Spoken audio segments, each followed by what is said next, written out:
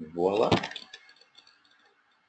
All right, ladies and gentlemen. Well, my name is Max Garza III. For those of you just joining us, I'm calling in tonight out of North America.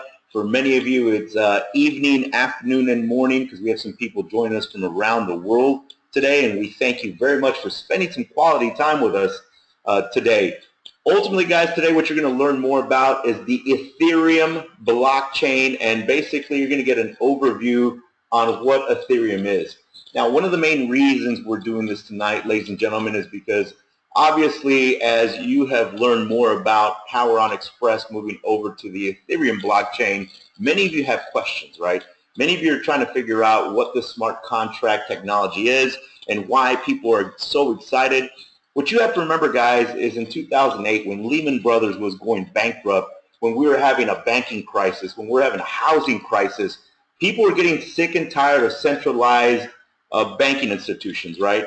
So obviously in 2009, a white paper came out, obviously talking about a digital currency called Bitcoin and blockchain technology. And what happened, guys, was a revolution because people from around the world are just sick and tired of being taken advantage of by centralized banks and governments. And that's ultimately in play even today, guys. As an example, in India, their prime minister, his name is Modi, he literally told all of India, hey, look, we're going to take the 500 rupee and 1,000 rupee notes, and if you don't spend them in the next 4 hours, they're going to be worthless. So you want to talk about removing about 2.5 to 5% of the nation's GDP in 4 hours. That's basically what Modi did. Now, in China, you had 1 million Chinese moved over to Bitcoin because of the devaluation of the yuan. So, guys, this is occurring all around the world. I read a case about Argentina, how they had 1,200% inflation on their currency. So this is why so many people pulled their money out of banks because the inflation was eating up, their currency. And a lot of those people in Argentina, Venezuela, the Ukraine, guys, so many countries, so many people in these countries are moving over to Bitcoin and other cryptocurrencies on blockchain technology. The reason why this is important for people like you and me and our families is because obviously now with the Power on Xpress and the XeCoin, we have the very first cryptocurrency coin that's ever been backed by a commodity like clean, green, renewable energy. And for those of you that don't know, guys, Bitcoin is actually a fiat currency, just like the United States dollar. There is nothing that backs Bitcoin. There's no gold, no silver, no notes. Basically, it's just trust, right? Just like the United States dollar. In the 70s, Richard Nixon took the American dollar off the gold standard, basically meaning, hey, we have trust in each other and we have trust in our government, and that's what gives the United States dollar value, right? So the reason why you should be ultra excited about the XeCoin is because imagine the CEO of Exergonics, our parent company, when we were in Anaheim, he basically told everybody. He said, look, guys, no matter what is going on in the global public exchange, every XeCoin will be backed by 10 cents of clean, green, renewable energy, no matter what's going on in the market. So, guys, you got to remember, having stability, right, is very valuable because obviously as time goes on, the valuation will continue to go up and up and up because our coin will be backed by not just renewable energy, but also physical products and services from Exergonics, our parent company, and carbon credits. So thank you very much, guys, for being visionaries. All of you on this webinar are awesome. You should congratulate yourselves because it takes visionaries to see trends, and you are in front of a huge trend. But let's get started with our overview of Ethereum. So basically, guys, many of you have this simple question. What is Ethereum? And Ethereum is a world computer, and it might change how we interact, just like the internet did 20 years ago. Like Bitcoin, it is based on a blockchain, but Ethereum is more than just a currency. It's transparent governance for communities, secure communications, authentication, and messaging, secure backbone for e-commerce and the Internet of Things, secure payments, integrated development environment for debugging, development, and deployment of Ethereum applications. Now, it's free software, all released under the general public license.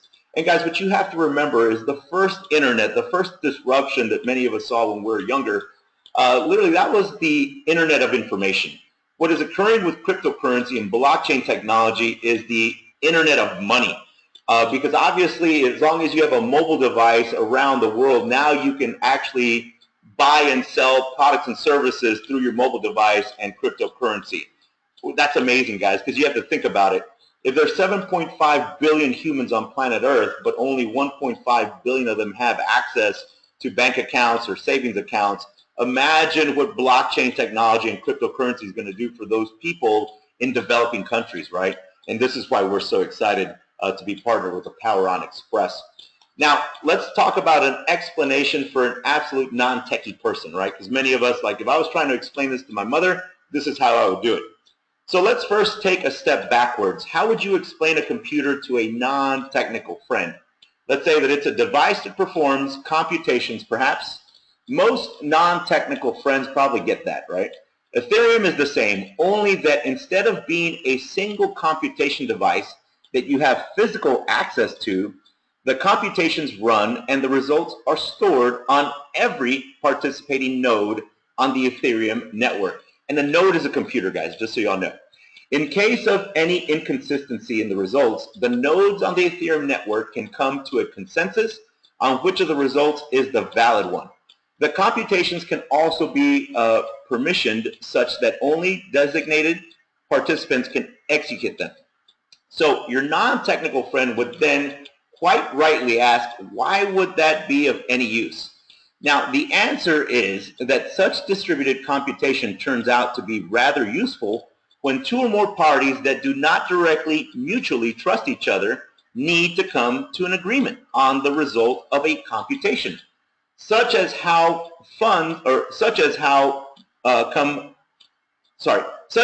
much funds do I have on my account.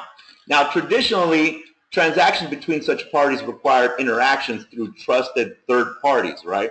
So as an example, guys, in the past, we would just think about centralized banks.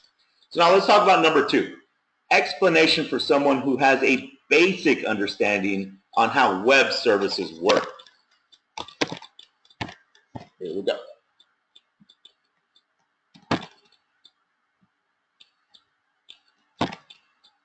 All right. For a slightly more tech-savvy friend, we can look at Ethereum as a platform to build web services. At a very high level, it looks as illustrated below, like the right figure, in comparison to the traditional trusted third party. Let's just call it the Acme Corporation, right? Model shown on the left. So guys, when you're looking at a centralized modality versus a decentralized modality, this is what we're talking about. So below the hood, the two models, left is the traditional centralized, right is the Ethereum decentralized. So this is the Ethereum decentralized. Look like this as illustrated below. So with block creation nodes, miners, foundation layer of Ethereum composed of any compute device running the Ethereum full node code. Now, blockchain for simplicity, let's assume that this is the virtual machine formed out of the collection of block creation nodes. Ledger, proof of X, smart contract are the services that the Ethereum virtual machine provides to facilitate the development of end user services.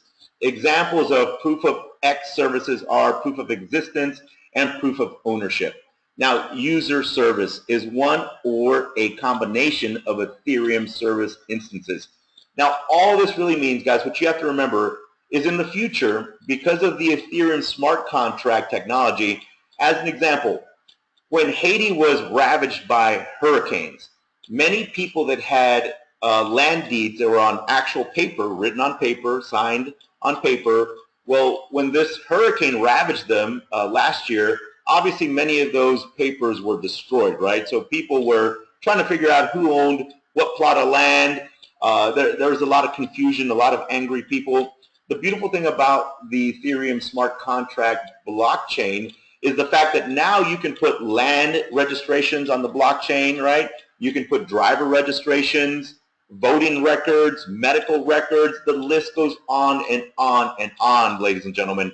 That's why so many people are excited. That's why you have Wall Street trying to figure out how to use Ethereum smart contracts, right? You have big banks like Chase Manhattan, Wells Fargo Bank, NA, trying to figure out how to use Ethereum blockchain technology.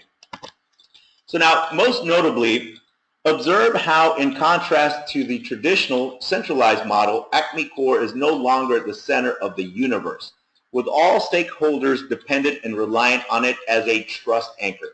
With the Ethereum approach, Acme Corp is an arbitrary entity, and your interactions with it are governed by the corresponding smart contract running on Ethereum. As an example, guys, let me give you something that I heard on a webinar the other day. They were talking about Las Vegas, right, and how the Super Bowl is coming up. Well, imagine having the ability to have, let's say that you had a friendly wager with a family member, right? Maybe you're an Atlanta Falcons fan. You're amazing because you love the Falcons and they're mighty, right? And maybe your family member is a New England Patriots fan. We don't hold it against them, right? But it happens. And let's just say that you put a wager with an Ethereum blockchain smart contract. Basically, you could put the money into escrow, right?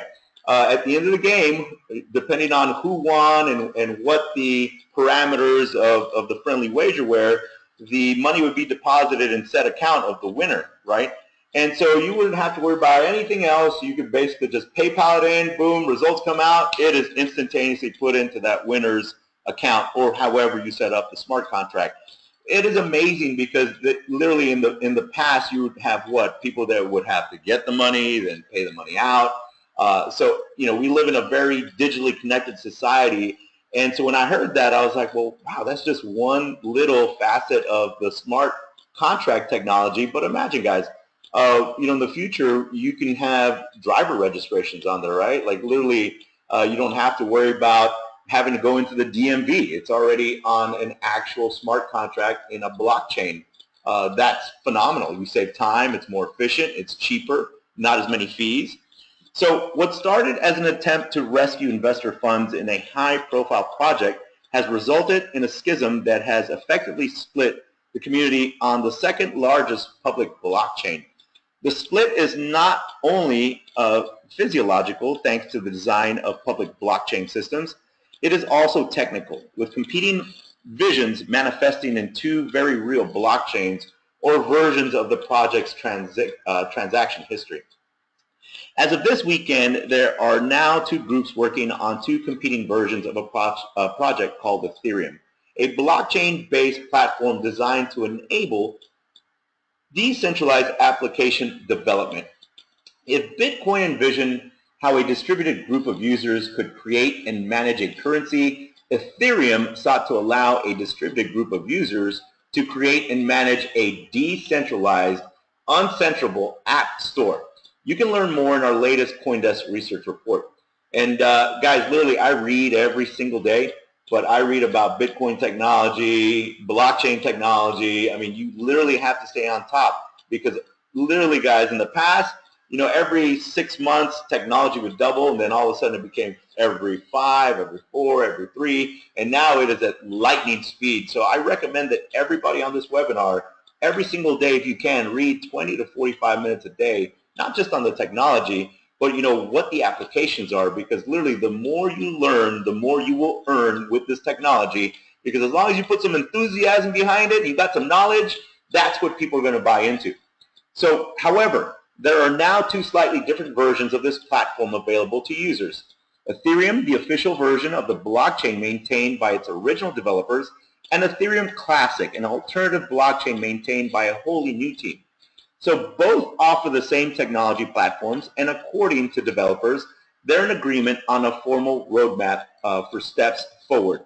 But the small differences have created two markets, both with a combined value of roughly $1.2 billion. Now, how do we get here? Let's start with the DAO.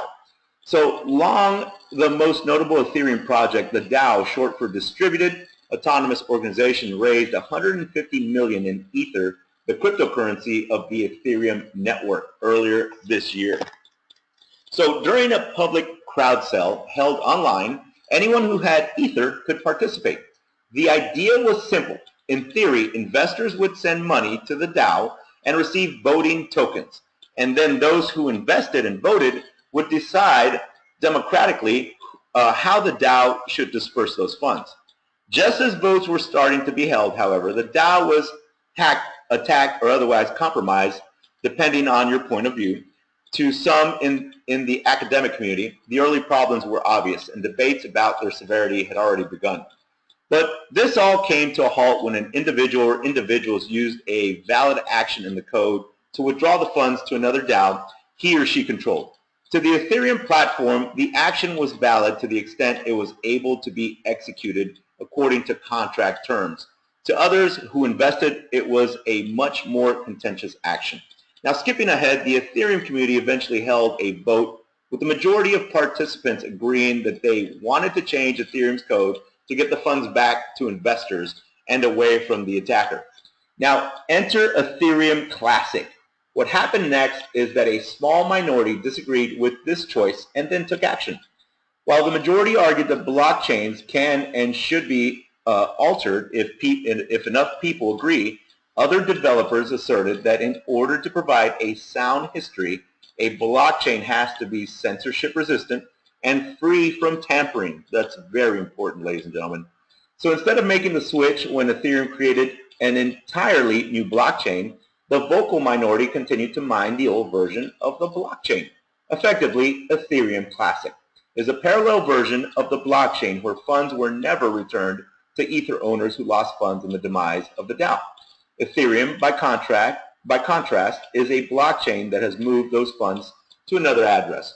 But this seemingly small disagreement had an outsized impact. The Ethereum Foundation responded to the DAO debacle in the worst way possible, reads the Ethereum Classic website, and explains further.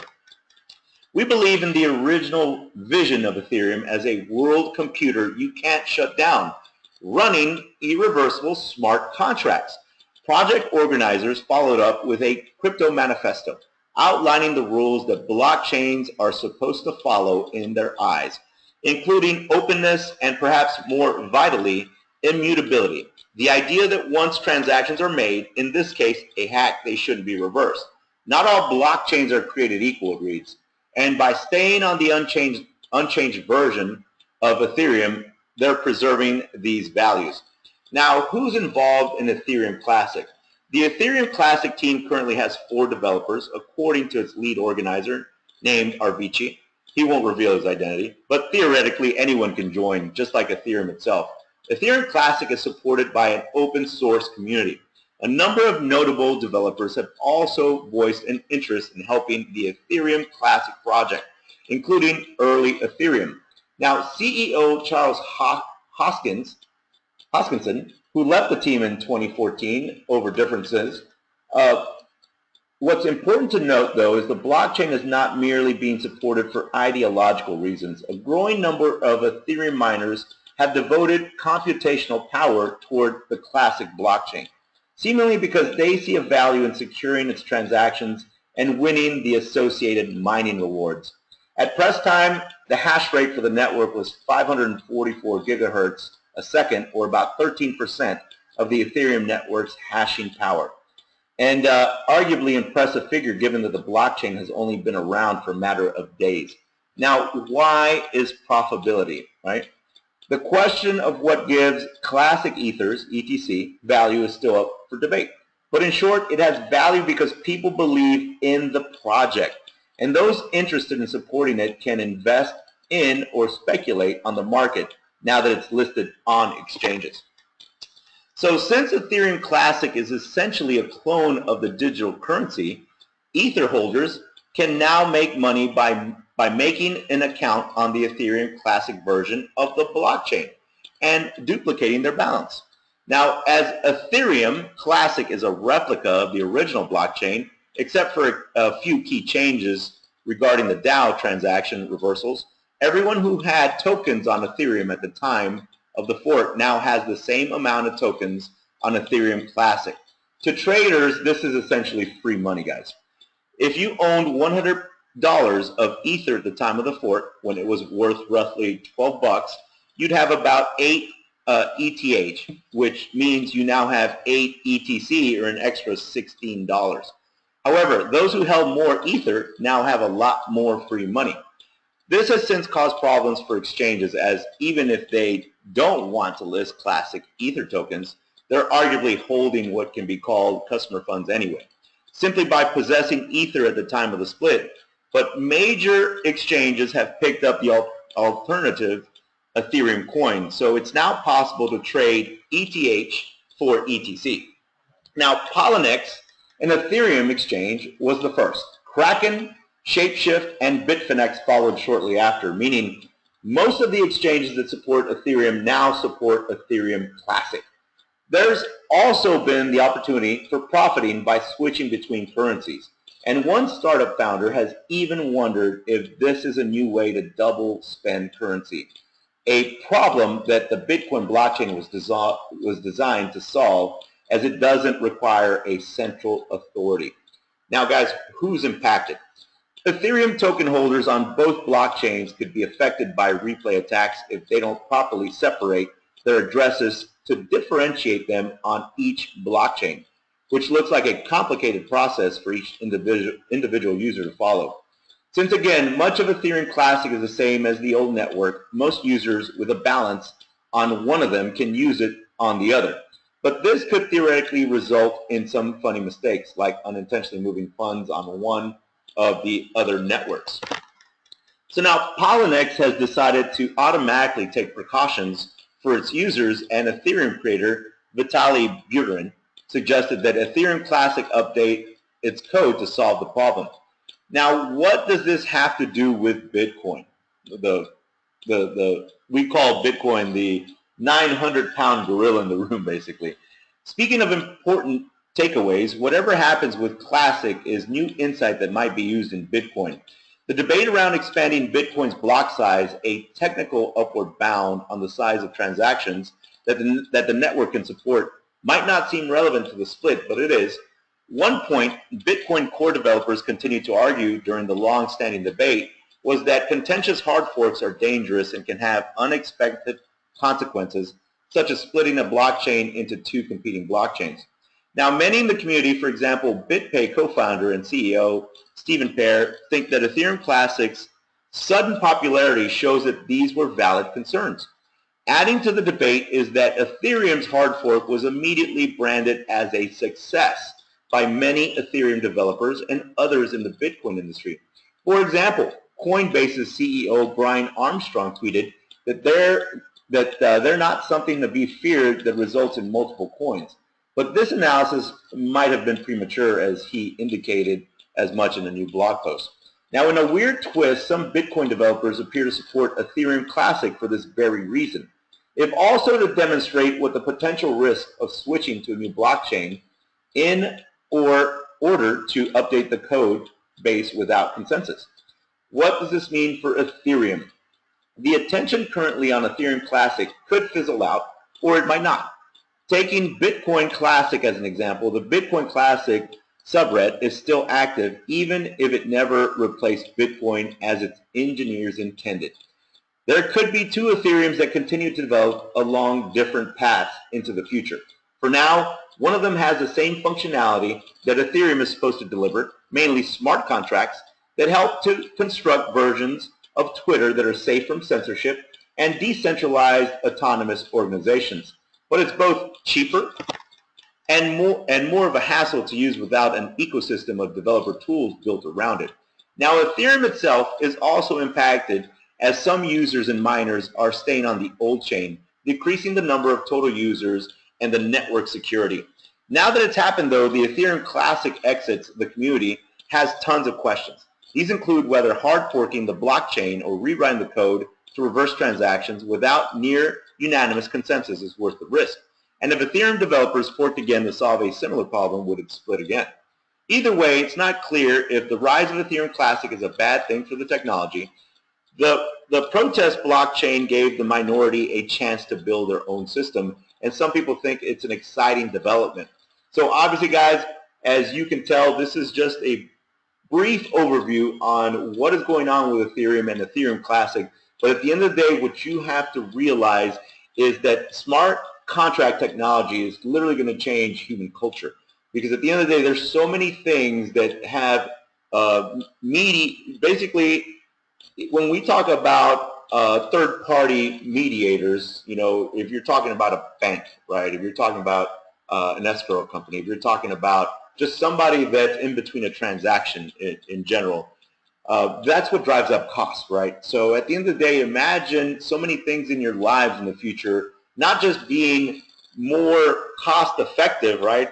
More efficient, more secure, decentralized at a push of a button on your mobile device, or like literally, it's exciting to think all the things that we can do, because at the end of the day, our parent company, Exergonics, when we start looking at solar power purchase agreements, when we start looking at energy storage solutions, instead of needing companies or somebody to validate those contracts, now we can just put it on the Ethereum blockchain with smart contract technology, making it faster, cheaper, more secure, and more money that will be deposited into your account, because obviously you're going to be the one sharing all this information around the world. So once again, ladies and gentlemen, my name is Max Garza III. I thank you very much for spending some time with us tonight and finding out a little more about what's going on with Ethereum and why we are so excited to be using their blockchain and smart contract technology, guys. And remember, at the end of the day, guys, many of you have books that have chapters that have been written over the past couple of years of your lives. But what you got to remember, guys, you got to stop reading that last chapter. You got to start reading your new chapter in 2017. You got to go out there. If something has not worked for you, change it. Because the definition of insanity is to do the same thing over and over and over and over. And if you have not had success, the kind of financial success that literally you wake up in the morning and are energized to talk to people about, this is your new chapter, ladies and gentlemen.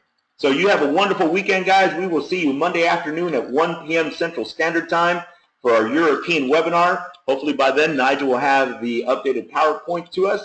God bless, and we will see you Monday. Good night, guys.